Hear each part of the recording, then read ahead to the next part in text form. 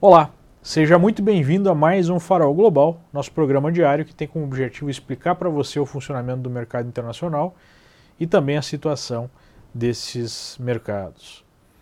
Hoje nós tivemos um dia um pouquinho mais tranquilo, depois da forte queda de ontem, criada pelas tensões, Estados Unidos e China. Hoje, por conta de informes aí não muito claros sobre o nível de medidas que os americanos querem tomar contra a China.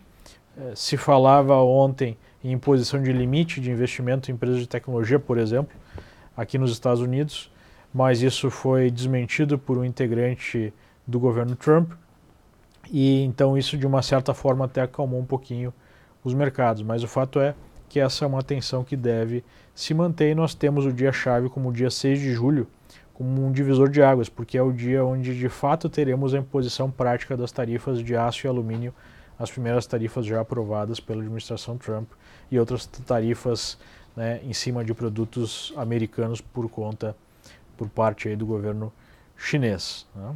Então isso ainda vai trazer volatilidade para os mercados. Em relação à China, ficou claro, hoje um programa de expansão monetária.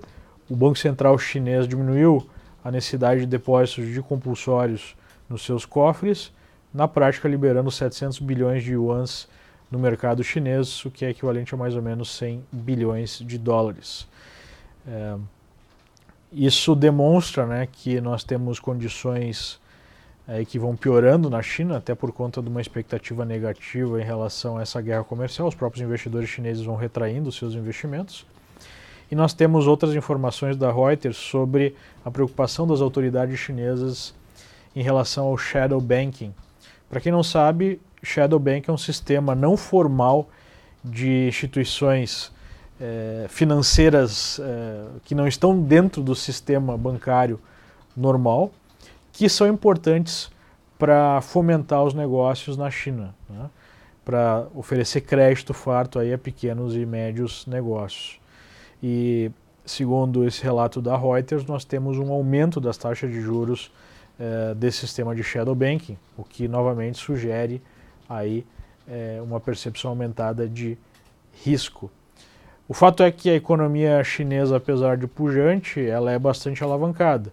E uma situação de guerra comercial que coloca em risco esse fluxo de recursos para a China pode desencadear algum tipo de ajuste mais agudo, mais violento, que geraria aí uma grande tensão no mercado global, que com certeza iria se disseminar. Por enquanto não há uma sinalização mais clara nesse sentido, mas já tem alguns efeitos aparecendo das tensões China-Estados Unidos por conta dessas medidas do Banco Central.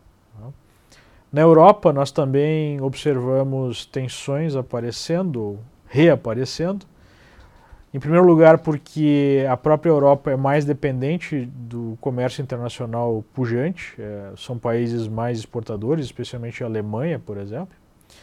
E nós temos, além dos riscos da guerra comercial, riscos políticos que estão reaparecendo em relação à questão imigratória. A coalizão de Merkel pode se desfazer se não for resolvida a questão de bloquear as fronteiras para o trânsito ilegal de imigrantes e até uma outra questão que está gerando conflito entre Angela Merkel e o seu ministro do Interior, que é aí a devolução de imigrantes ilegais, a expulsão desses imigrantes o mais rápido possível e a devolução deles para os portos de entrada, seguindo os tratados internacionais que alguém tem que pedir asilo num porto de entrada, que também é regulamentação da União Europeia.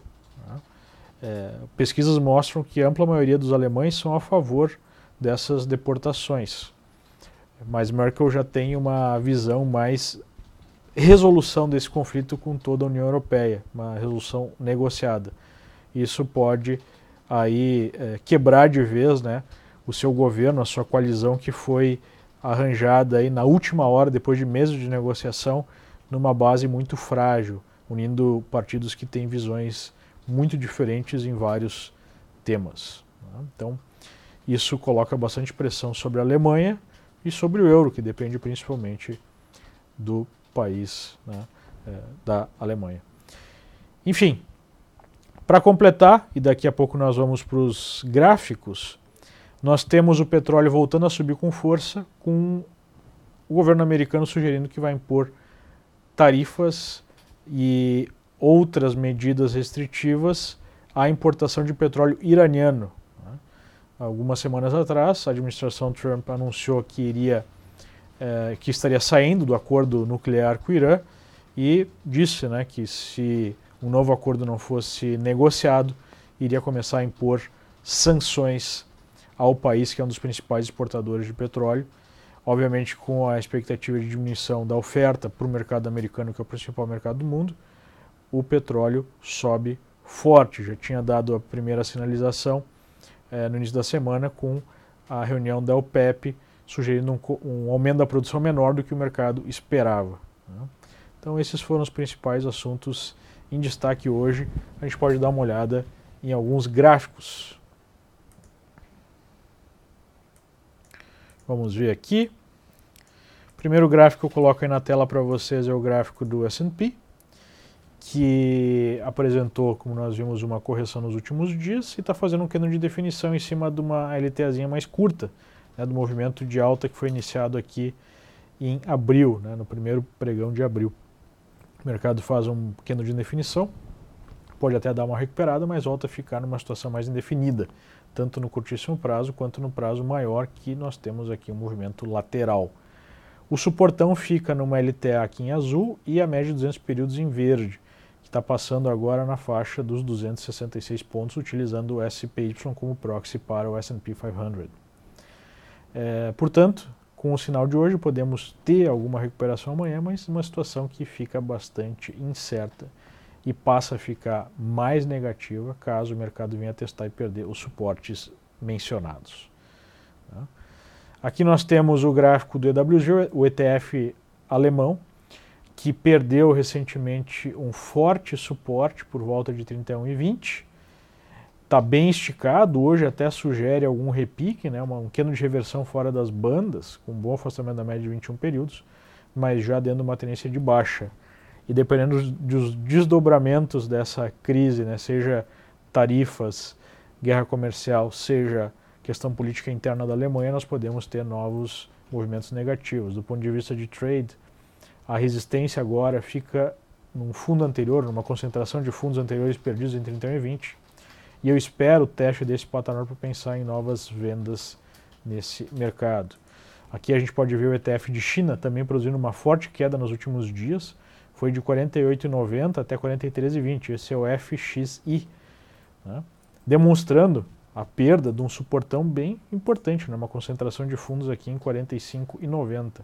Como o mercado também novamente está bem sobrevendido, não seria estranho pensar em algum repique, mas já dentro de uma tendência de baixa. A gente pode ver que emergentes começam a ficar bem negativos, mesmo ETFs europeus ficando mais negativos. Isso tem a ver também, né, com a movimentação positiva do dólar frente às outras moedas, especialmente ao euro nos últimos meses. Os treasuries mais longos voltaram a apresentar uma pressão compradora, sugerindo diminuição dos juros, né?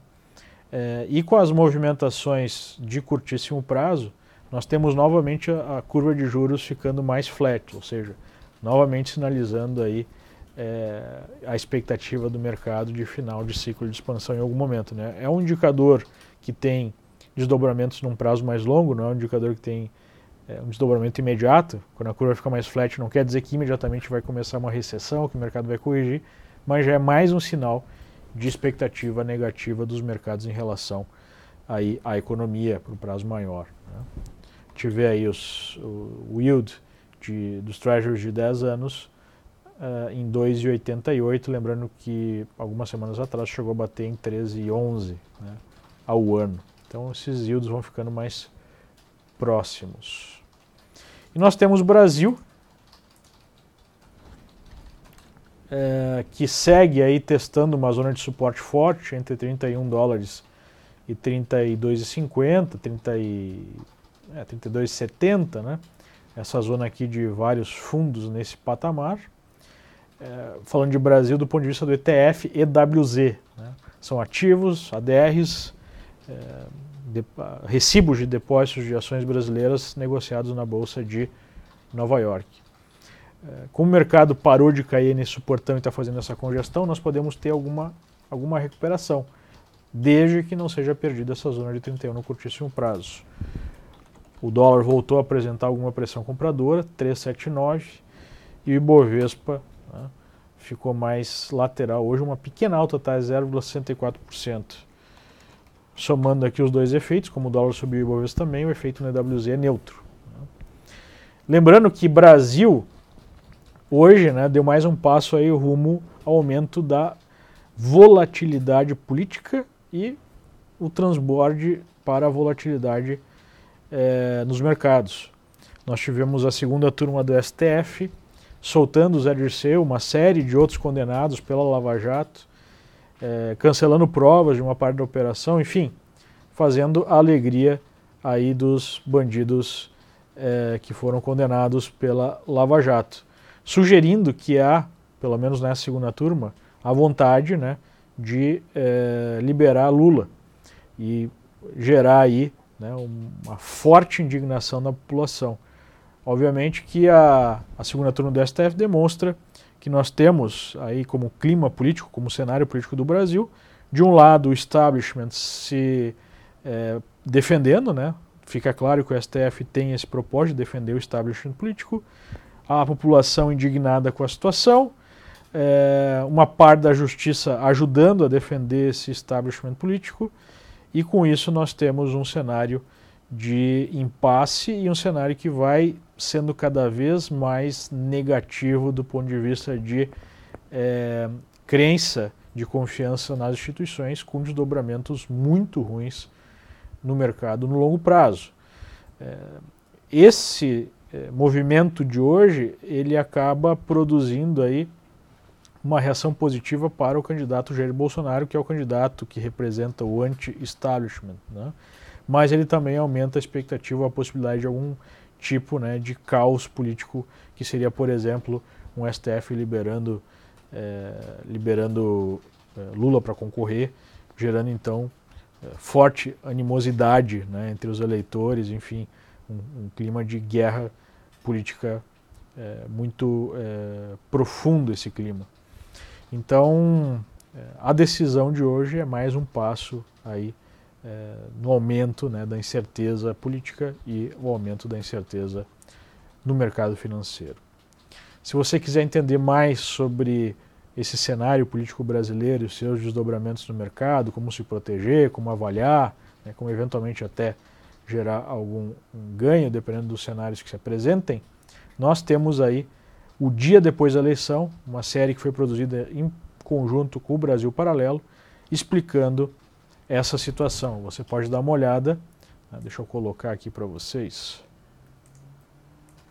o link. Você pode dar uma olhada em www.odiadepoisdaeleição.com.br/assistir. Ontem nós tivemos o 4º capítulo da série indo ao ar. Okay? Inclusive eu já estou aqui trocando informações com os membros, né, Gold, aí que compraram o produto adicional, o conteúdo adicional e mais o acesso a um grupo que nós temos só para membros sobre os desdobramentos aí dessas decisões do STF. Okay? Mais informações aí pelo site.